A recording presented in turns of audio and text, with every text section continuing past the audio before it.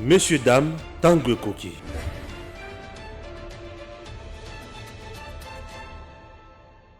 Fini les vacances parlementaires. Les sénateurs ont repris le chemin de l'hémicycle du Palais du Peuple ce mardi 15 mars. Une nouvelle session, la première de l'année en cours, présidée par le speaker Modeste Batsilukwebo. Dans son discours, le président du Sénat a passé en revue les grandes réalisations des différentes institutions du pays, de la politique en passant par l'économie, les sociales, l'environnement, ainsi que la défense et la sécurité, mais aussi la situation politique à l'étranger marquée par les conflits entre la Russie et l'Ukraine. Sur le plan économique, le professeur Modeste Batsilukwebo, économiste de son État, vigile du respect de l'exécution du budget de l'État, a formulé quelques recommandations au gouvernement de la République pour l'exercice 2022. Pour le président du Sénat, le budget ne doit plus être une simple formalité ou un rituel annuel de bonnes intentions sans impact réel sur le quotidien du peuple congolais. J'exhorte le gouvernement à se pencher sur les mesures fiscales déjà définies afin d'atteindre ses objectifs. Ceci pour lui permettre de réaliser l'initiative par une bonne exécution du budget 2022. Pour éviter le paradoxe entre les mauvaises conditions de vie de la population et l'abondance des ressources dont regorge le pays, la lutte du gouvernement devra absolument privilégier l'amélioration des conditions de vie de nos concitoyens, cela dans la perspective de la création de richesses plutôt que dans la gestion de la pauvreté. Je demande au gouvernement de fournir des efforts pour la mobilisation optimale de recettes à travers les régies financières et tous les services d'assiette. L'orthodoxie financière doit être de stricte application en ce qui concerne les dépenses à engager.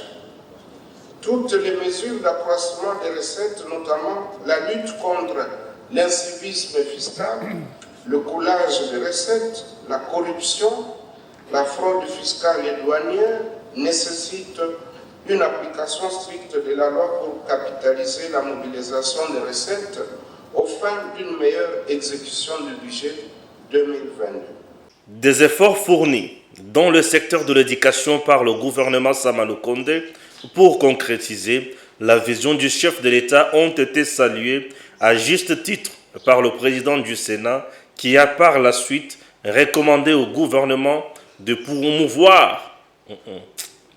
des efforts fournis dans le secteur de l'éducation par le gouvernement Sama Lukonde pour concrétiser la vision du chef de l'État ont été salués à juste titre par le président du Sénat qui a par la suite recommandé au gouvernement de promouvoir la production locale de biens de première nécessité afin de combattre la spéculation de prix de la part des opérateurs économiques. Il exhorte le gouvernement à bien communiquer en cette matière car le pays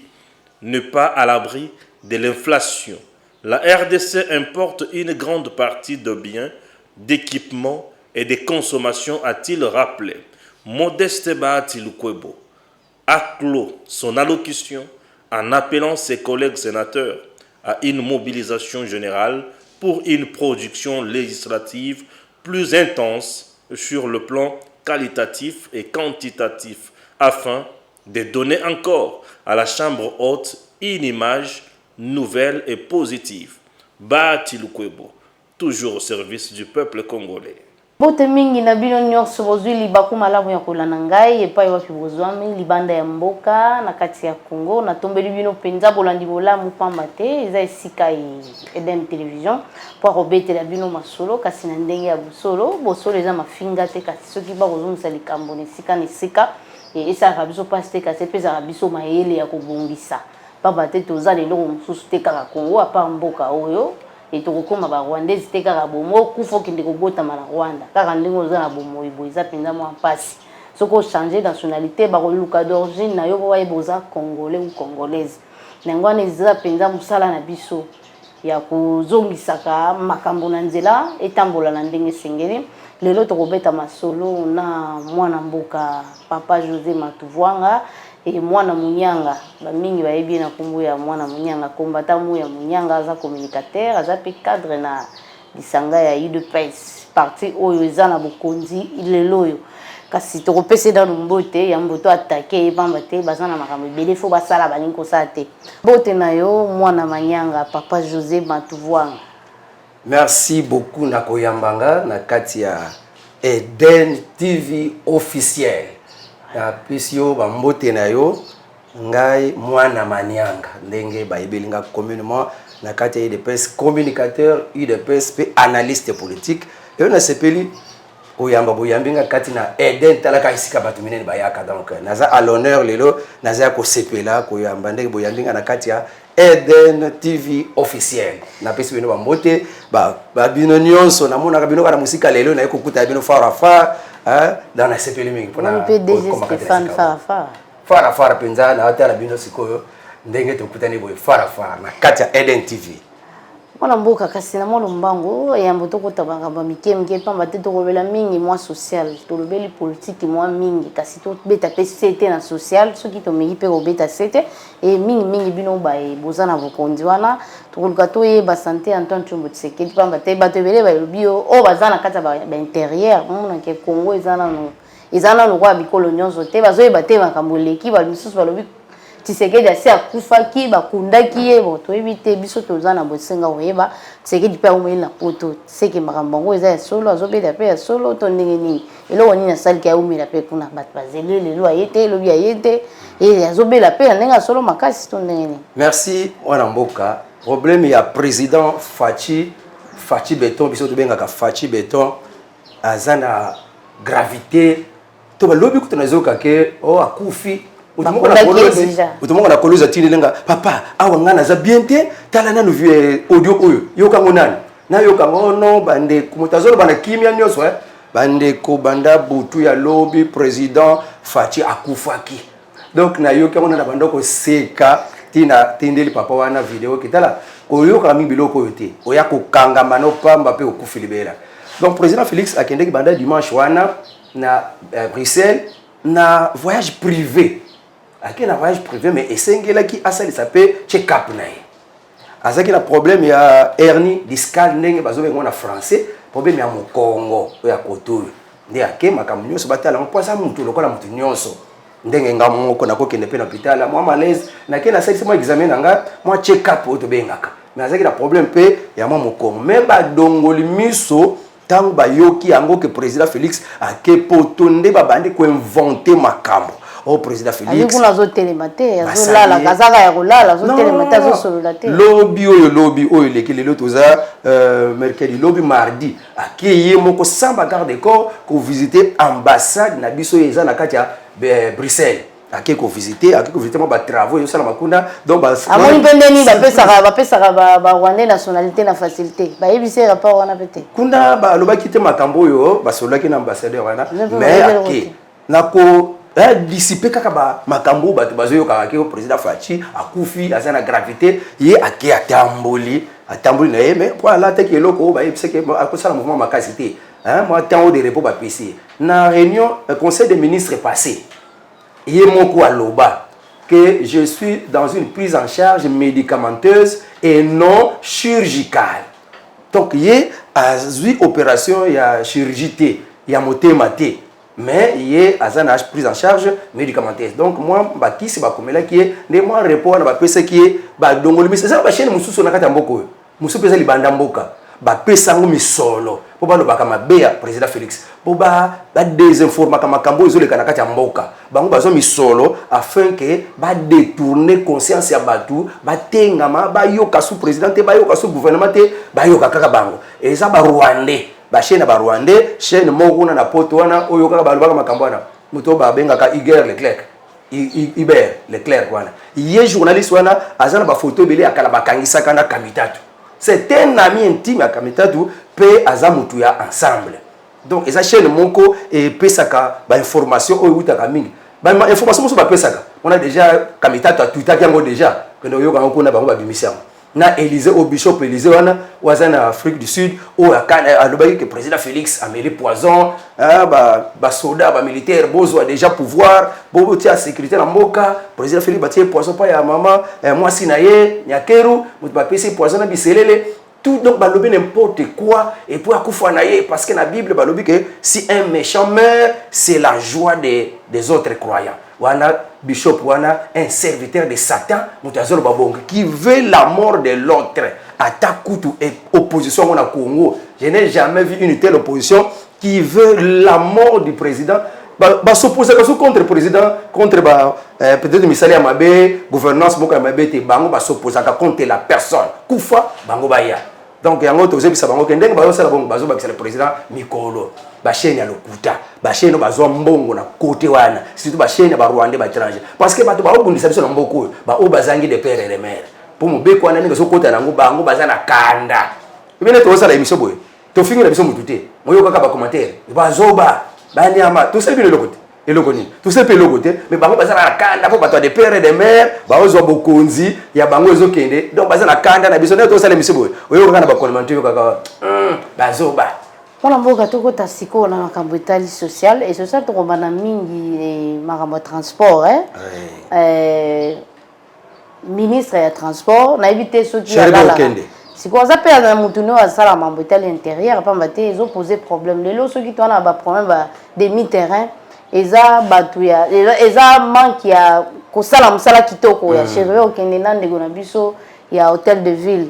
nani ngobila pesa na batu na ye ya nini atinda kana compte hôtel de ville basangana kana batu ya transport donc bazo sala eloko moko comme ça des autres bazana ba association mo ba seko et combien belé association mususu comme otambola na basoda pona ko bundisa bani na victoire awa pona zaki na makoki ya refilmer te na victoire ezaki somo na tongo donc comme le rôle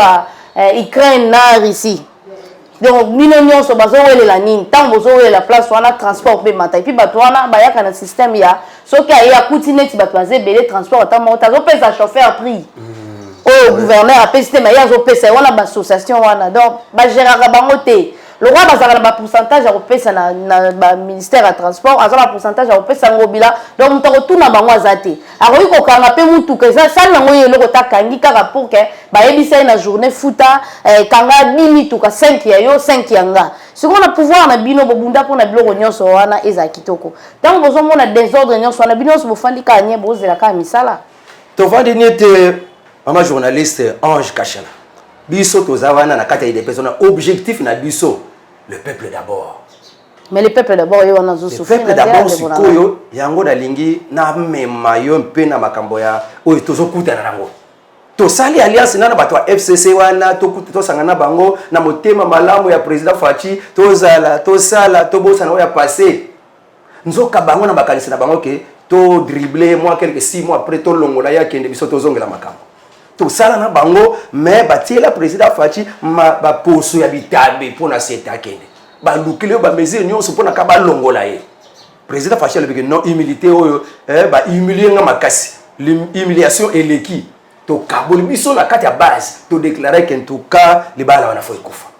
Po bato wana basate pona koluka ko matérialiser vision ya chef de l'état. Bango bayaki na bango pona ko piatiner yango pona ko boakisa bafoué. Yango to pona que non il faut to kata président pa yokeli biso na base. Po président biso na mona na président yokala ka base ko la président Fachité. Mutatia ka matoine base lobinin, peuple lobinin. C'est le premier président qui écoute la base, qui écoute sa population, c'est Fachi Beton.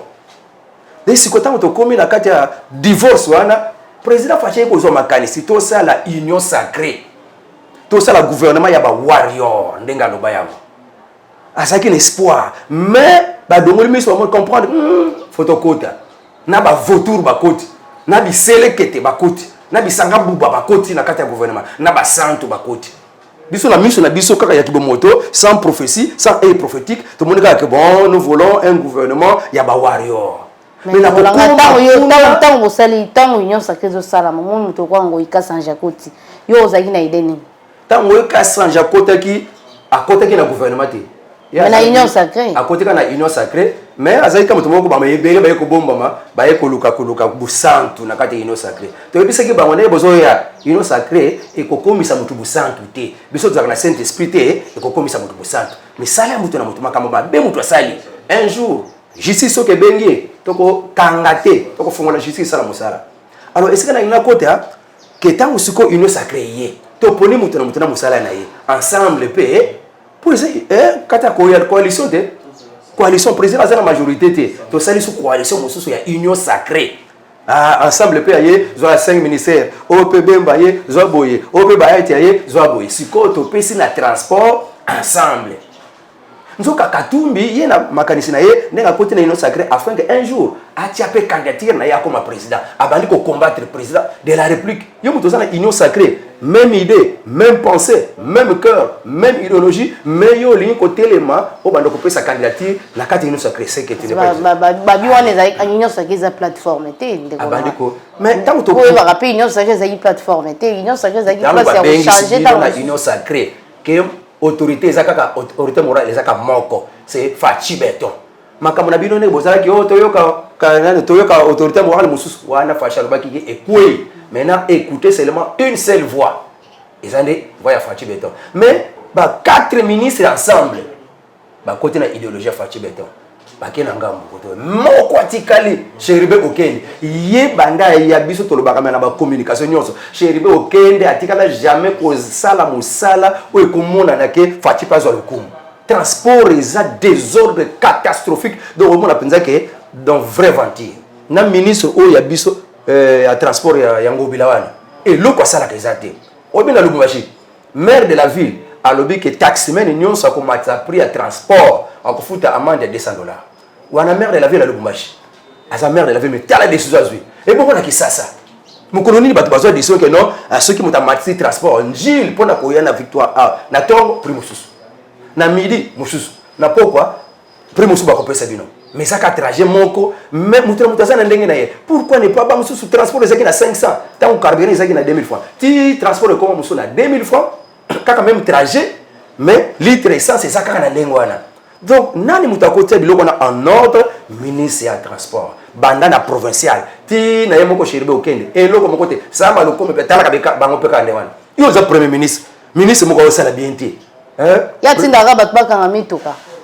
o bafuta bafuta mpako na kaso mpako bazofuta likolo batambola na banzela yango ya bien te bazosala 20 heures du temps mpona nzela kutamona na mabulu baye kofonde eloko na bango kini centru bapesi bango mpe mbongo turu yango ti lelo ke nzelaki mbanzeke ne mvula ebeti okotambola te kimbuta asalaki pardon nani Ngobila asalaki meeting kuna alagaki bino ki akosala nzela wana ezosalama Ngobila penza ndenge balobaka na Bible que vous m'honorez des lèvres mais le cœur est éloigné de moi Ngobila za penza bongo Ngobila tokanisa ke mutafachi ko lata pe lamba alati pe elongi ya Fachi que c'est un vrai ennemi de Fachi les accompagnants Fachi mutu polinga mutu misala funda Ngobila peut-être misala na yebuta akoma na babanderole bon c'est ça ils a bongo akoma na babanderole voilà et ça bato moko ba milati kombo ya église ya pembe mais à l'intérieur ce sont des eaux donc mikuwa epola lokola ye il n'est pas de Fachi Ngobila to iba katena na kokanga Ngobila nani akosimba Ngobila on dirait mutu moko na Kongo azala katia kosimba ye ce qui vice gouverneur azalaka na kalawana alinga sala manevre dénoncer ali balongoli président na biso azaka passer wana na provincial makokeza soutien Ngobila aza homme fort moko na mboko yo mutakolobeza abukizana ti lelo mutakangati akeba ndiko benga na ba mama na ba makadamu wana olakisi bango na nisika bakokende koteka te non ba mama bolonga awa bokende kuna abandi ko buka ça c'est la destruction méchante biloko ndia yela na mboko ndeka salaka na yumbi c'est textuellement biloko azo continuer Ngobila est en train de détruire musala ya papa Félix manda ya Félix Ngobila ndenga zawana tokoyoka sonte pona kolobango mwana mboka tokota siko makambo tali éducation ba école avant Tony Mwaba aya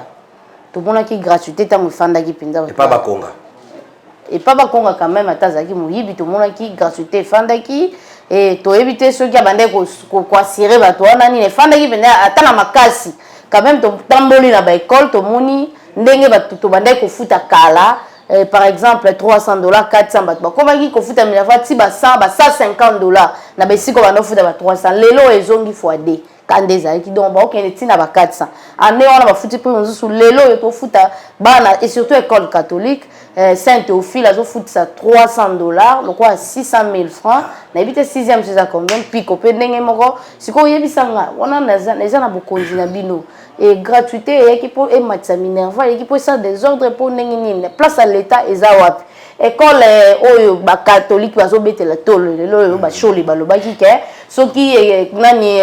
l'état kozwa azwa tikela bango babatima na bango babosani ke bango bautilize babatima ya l'état bamikolo ebele balia mbongo wana bapesa l'état eloko te lelo l'état aza makasi te likolo ya baekole wana mobeko ya l'état eza wapi.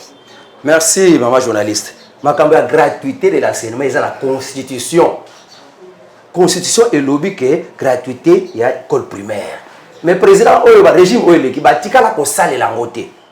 Depuis na ba 1990 makambo ya ke ba parents ba koma ko supporter ba professeur ne banda. Grève moko sala na ta mbutu. Ba parents bazo ko côté ba vendre ngeza la année blanche nde monseigneur na tango wana alobaki que non en tout cas il faut tout ça le système que ba parents ba moko ba futaka ba frère ba na classe pour ba futela ba professeur. Donc, et comment ti Kabila, le père Nengaye, a tika bongo. Kabila, le fils, n'a 18 ans, a tika kakabongo, enseignant, à Zalaka, Kafuta Maka, et pas ya, ba parents.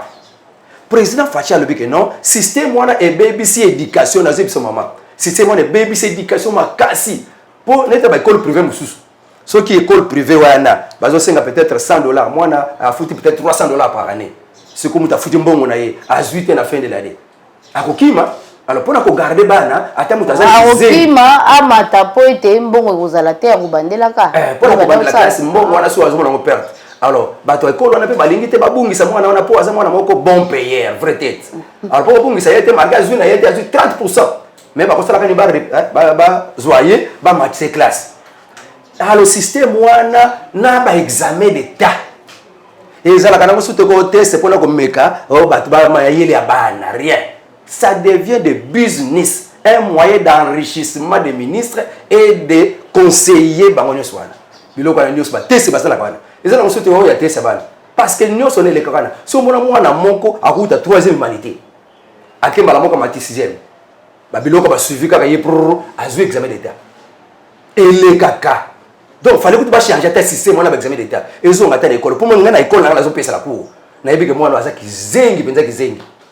Na kolinga kutu tata leka tata école kaka pamba akopesa ngata mbongo tipona lekisa ye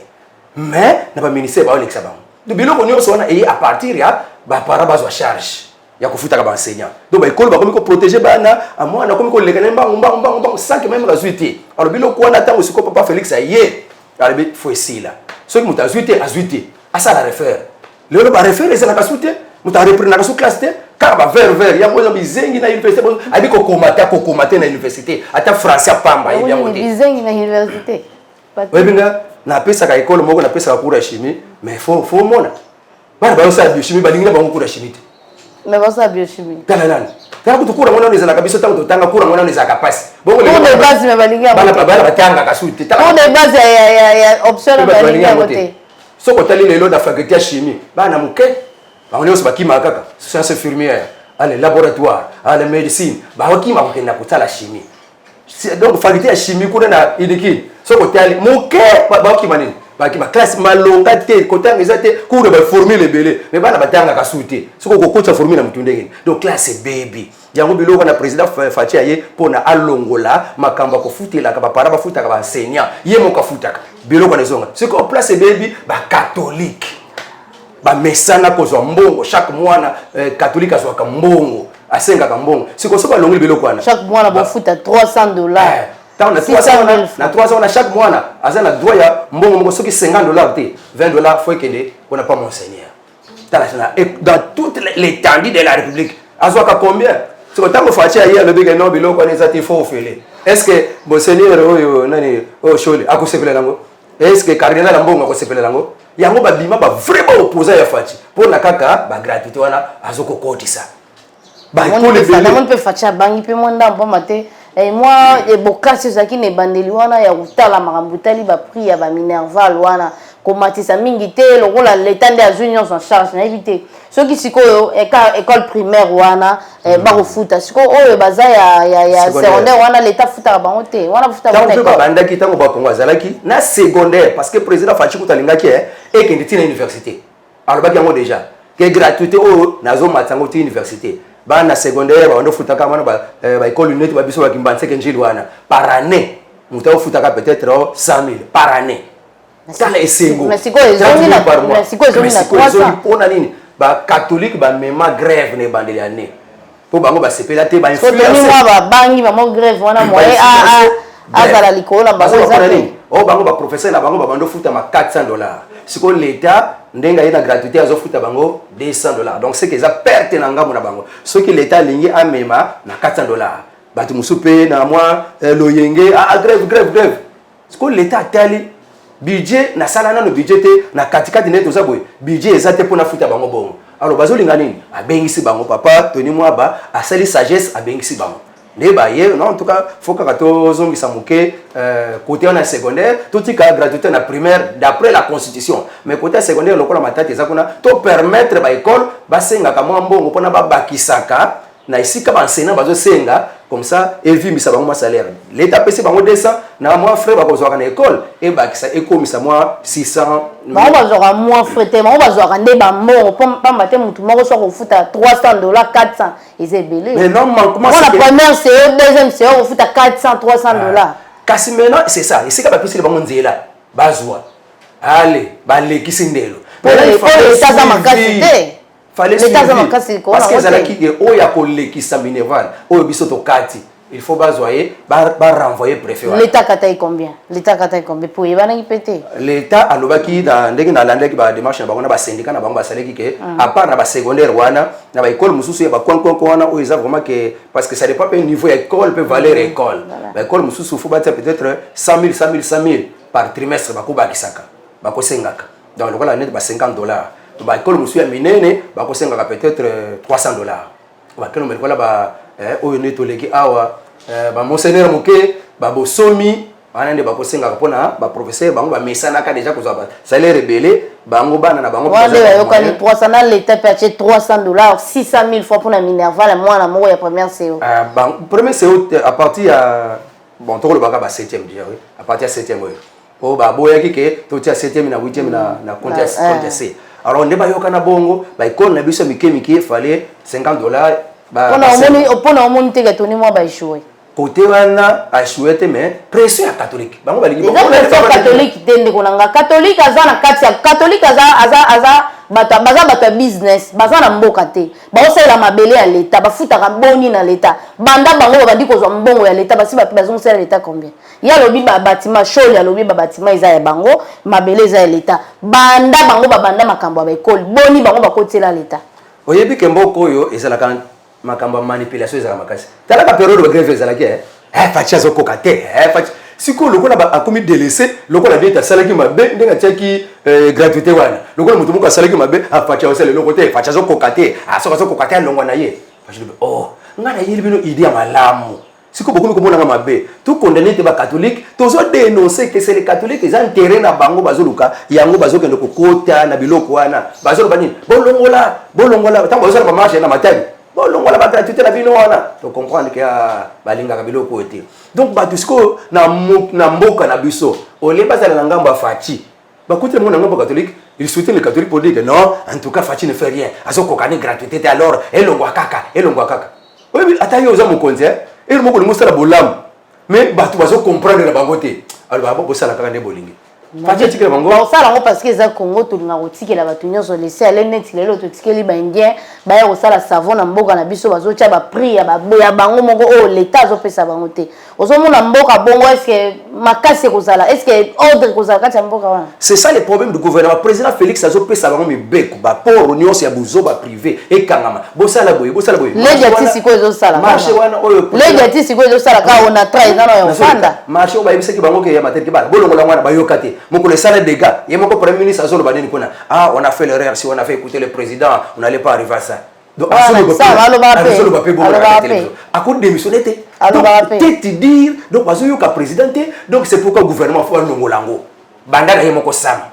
balongola ye na ministre wana économie akosa biso makamba to msono wana na basoso na ba opérateur économique ba ya ba mboko na biso baza na poto ba na basoso na bango ba na ba Thomson bango bakala OK boyate biso moko to ko s'en charger siko banda ba s'en charger za wapi ba frena ba opérateur économique na biso parce que économie ya mboko isimbami ya mindele isimbami na bato kabila jusqu'à là l'économie ya mboko ezana maboko ya bato kabila. On a déboulonné les gens en personne, mais l'esprit kabyliste est anan. Peu ba opérateur économique kabylatique bazana. C'est pourquoi nous souffrons. Les hommes matin, quoi les hommes matin. On sur la Européenne ça faut pas yanan. Biso to ce président a changé ba ayoki mikolo ezoya. Ba longwa. Mikolo président ayoki biso. C'est rébaniment au kala. Ba combien on joue le ministre économie bazo kendete. Balongola ministre de transport bakende bazo kendete. Balongola biso ministre commerce kende bazo kendete. Bazo se lo côté bazo zo cortège ofele. Bazo futa bango bandako ya ofele. Azo wa salaire ya ofele. Honneur ya ofele. Musala o ya yela sa lo côté na cabinet na ya ba neve na e. O bazata na musala o ya sala kate. Vous êtes déjà informé. Na ebike Eden ezala kana information makasi. Donc et loko zo makaka lelo information o yebengo déjà. Na ebike bo yebengo déjà que remaniement ezo ya mikolo. Que papa wana okende fois kende Adel Kaninda oya portefeuille fois kende oya tiela kibiso papi tamba akende kozala administrateur na kulungongo wana muta PPRD akende habite bana IDPS ba luka misala to saka wana faut dans 2023 il fallait tourner élection mais il faut recensement ba sala tout aventure te que ba identifier bisoté ba même biso na élection buzo ba pam makambo ça na kala il kanisi recensement ba lo bateke boko banga élection bo ngi élection te to sala ka combien na mboko mboko to sala ka combien pour cette élection la poto faut y banana mboko mo to sala ka combien pour bien pour ça que non il y avait 38% qui ont voté et il y avait tel habitant à identification mboko oise ya liboso oise que ba Rwandais ba Burundais ba Tunyos ba kota na bango ba koma ba tomboka batikala ko zakuta ta kutu nationalité te na koma congolais parce que tunie oise que kono ni congolais mes amis et puis le loyo ndeko moko ebisinga na France akendaki na ambassade na biso akekuta rwandaise moko ayebi ata lingala te français netanga zo senti kaza rwandaise et puis ba tiko ba komo menacer que yo mutono sala ba ozo sala na ni na informatique on ozo mona te que o aza rwandaise donc lingala kuta yebi place ayokela ngota zo comprendre lo ba zo nationalité congolais alors ba ke loko kasa ya ndeko zo nationalité na ambassade na biso donc bango ba obligé bango ba rwandaise nyonso place baza ba nationalité pour baza na facilité à contrôler Congo au moment où Facha Fandi batunini au Kabila tinda na ambassade na monde pour dans ça nini pour na jouer stratégie ya Kabila lelo etant zo samsa na bango ayebite ke bako la danger pour na e ya wana fo batunio swana a changer bango na ebite mboko yo batu ba kufa oze ba ne ba kufa ba franc-maçon ba komi ebele ba komi ko Fachi mboko ndako moko ba kota ba kekuta nini Fachi basalele ekeko bakange basinga basali bana popi moko ba komi kombo na mwana popi Fachi bakangi basinga mboko ebele tala ka mutu moko nani wana hotela kaka batu bazana kata mboko balingi te Fachi sala balingi Fachi kende bakangi combien ya ngozo tala Fachi ya ngofo posambela kaba mama journaliste bona mboko na biso osoki Fachi alongwe pa mboko iko koma na maboko ya bapaya pe ba yo mama longa na ndako nzoka ndako na yo me balongo na ndako to sambela ka papa Fachi de père de mère avanda wana osoki Fachi alongwe nani susu akoya Katumbi juif zambien nani oyo sénégalais akoya donc il faut vraiment tout le kafatia za la wana yango zo bando bundisa ye mutu azani kaka bien santé bien akufi ça mi makambo na bango na bazo bongisa na 5 kunda akufa déjà batieli ba cercueil déjà na mona déjà ba image na bango batie cercueil bazo même Fachi il est déjà on va l'enterrer Fachi azawana mutu azana siba ba américain yo ka élection na Congo mutu afona ka président donc bien besoin de monter en Ghana makamba balobi na Angola Herman Cohen alobi lokola Angola côté na sima ya Russie Lorenzo akena sima ya Russie moi Cohen Herman Cohen bozo banga pete na août papa wana kozala souté ba préparer muta unité wana bozo banga pete ke bitumba ya Russie kuna eza na Europe ezo bangisa mokili mobimba mais siko satande kutu musika tango Russie azopesa makasi na Mali na Afrique bozo sala lision ya nini boko banga telo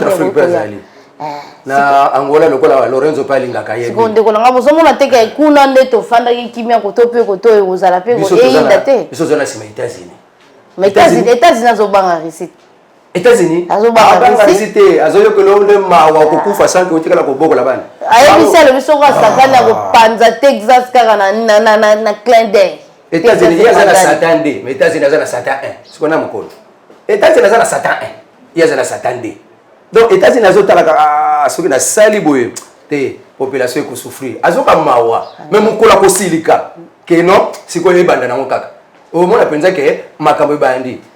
États-Unis mutako minimiser force ni azati. Da déclarer wana zaki mutabakasi na kabila. Asuki wapi? Azuki sibelo ko na bisote. Na Moïse Katumbi mususu wana papa mususu wana ba jija na ye basalene na justice soko pona azaki muta makasi azaki escroc ya makasi na monde o baluka kai na monde kabila nda bomba ke siko toko ta makambo tali seni kokutana ya Kadima na Senko ezopesa bino imagine boyoka nezongi pamba te Senko alingaki penza Kadima te aboyaki kokutana na bango ezopesa nini côté wana mama journaliste na yebisio tangu kaka papa Kadima eketa la mboso na baati kona na parlement eningisi bango akeyibisa bango ke il y a des contraintes ngai na pona mepona ko mema batu na élection de vraies élections crédibles, transparentes, indépendantes ce qui toko bakisa makambo susu sikoyo il y a des contraintes boko kona siko na est bitumbe sirite moi passe talaka na 5 ans bongo sala ka élection mais deux etikane na ngai na budget ba budget passé est-ce que moi c'est né zalaki té moi koko so pesa na côté ma finance et puis makambo ya réforme ya loi électorale faut boter la paix na ne tout ça boy to ko kende ndenge nini so biloko na ezate akebisa bango pona seni ko ba contrainte non société civile alobi que non nous voulons que ba acteurs politiques va prêter attention na ba contrainte ya Kadima. Bon, prêtez attention et nous demandons un consensus, compréhension dans les acteurs politiques. Va comprendre que c'est ni à la poste comme ça va élection, mais il y a des contraintes. Il faut recensement, identification, enrôlement. Na inanéticali. Est-ce que tu as un gouvernement le but que non, va mutualiser yango, va consanguiser yango, mais il y a un moqué. Alors c'est quoi le but non faut na téléma. À quel coup le boss. Alors, je suis venu un peu m'enquérir de la situation parce que je vais accompagner le gouvernement, je vais accompagner les institutions de la République pour les choses des élections parce que nous voulons que les élections soient au délai, dans les délais. En même temps, on se dit que c'est ni azana ba contrainte ayela kibiso. Tout le monde a que c'est normal. Biso tu la poste tout ça ça élection na délai, mais il y a des contraintes aux que faut total lango bien. Loi électorale et ça n'a non réformé. Alors faut total tant boyo ki ngo non. Ba kesu sukuna. Ba ke bisa c'est nini. Ba ngo ba wanga ne papa wana ya. Ba boye la kai ba kangala kenzela. Aza ngambu ya fachi, aza ndeko ya fachi, aza muluba. Et là, nous voulons s'enquérir de la situation sur les contraintes que tu as évoquées pendant que au PSaki moi plan à l'élection. Nous voulons contribuer afin que tous les interlocuteurs représentant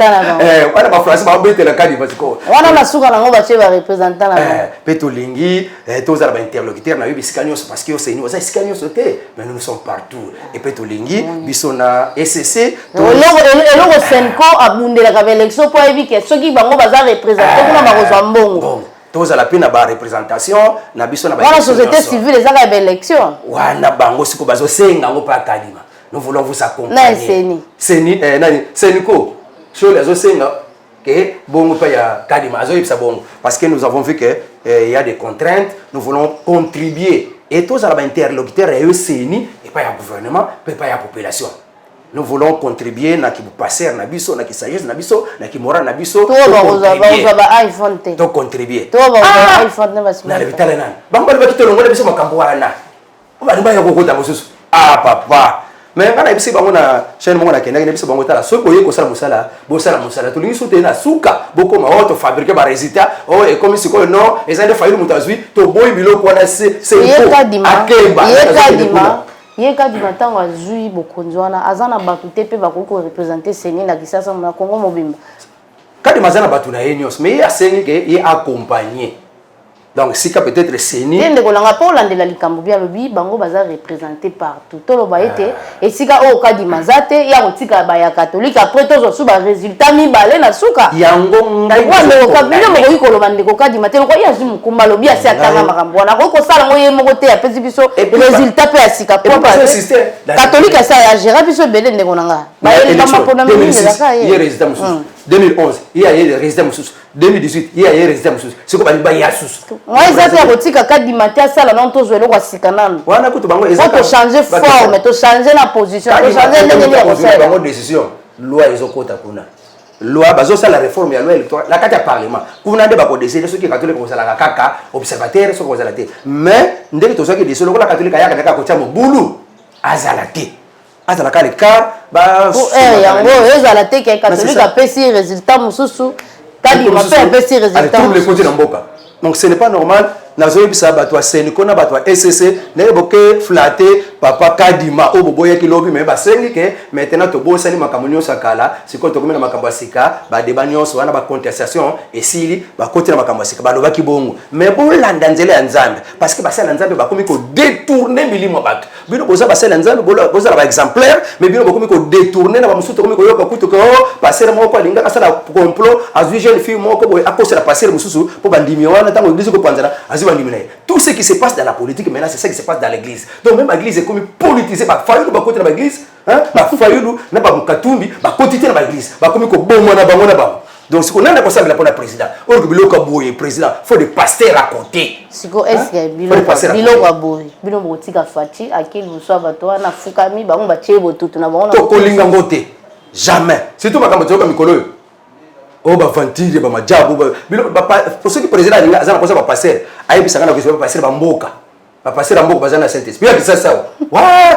fini ke ndumba moko côté na ba passer seconde ya makasi donc ils ont ba passer mboka ba ko ya président Félix azana une équipe même de 500 pasteurs 500 intercesseurs basambela kapona ye pour kindoki le ki makasi ne bazana ba musuba yokota bunganga pona ka ba fina fachi ça le côté batika ka ba ministre ba musuba zo kufa mais boko kende oya kolinga sala complot contre fachi a côté za bunganga a tangisa makila pona za pouvoir yende akokufa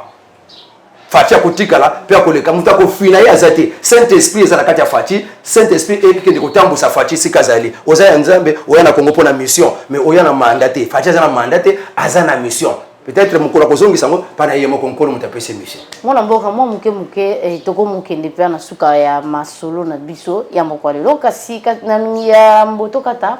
na kolinga ete obakisa penza o toko kokabana ngona mokwalelo makambo tali état de siège ezelo komuwa on négligé te to ebaka tekala ezaka ba Rwandais nde balingaka koyiba to koboma to kobotola esika wana kasi to ekoyeba ete esika wana eza esika mbongo ebimaka ebele biloko ya mbongo ebele ebimaka nde esalaka ete baboma bato na esika baboma mpe bandako emataka kasi bato nde bakokufa état de siège ndenge ozomona ndenge ezokendele bakolongola ngo to bakotika ngo efanda libela état de siège oyo mama journaliste ndenge eza wana ekokende ti mokolo kimi ekokota président Félix aloba mokolo nga na kobebenga président wana kimi ekoti na kati ya est président Félix akuti ba groupe armé combien de groupes armés ebele bazoboma na kokata bato mitu kolakisa na ba télévision kolakisa na ba chaîne Fachi ne fait rien on dirait yemu tabandi guerre mais yaya kukuta ngo déjà mboka za na désordre yaya kozwa makanisi ke non na tia état de siège pona koloka kimia mais bango moko population il y a des ADF na kata population tina ba député il y a des députés ADF yako na zuluka justice na mboko na zotuna est-ce qu'il y a vraiment une justice na kata mboka et on a cité des députés na kati ya ba ADF ba zwa kaminduki ba tenga ba FARDC ba ke côté que la bango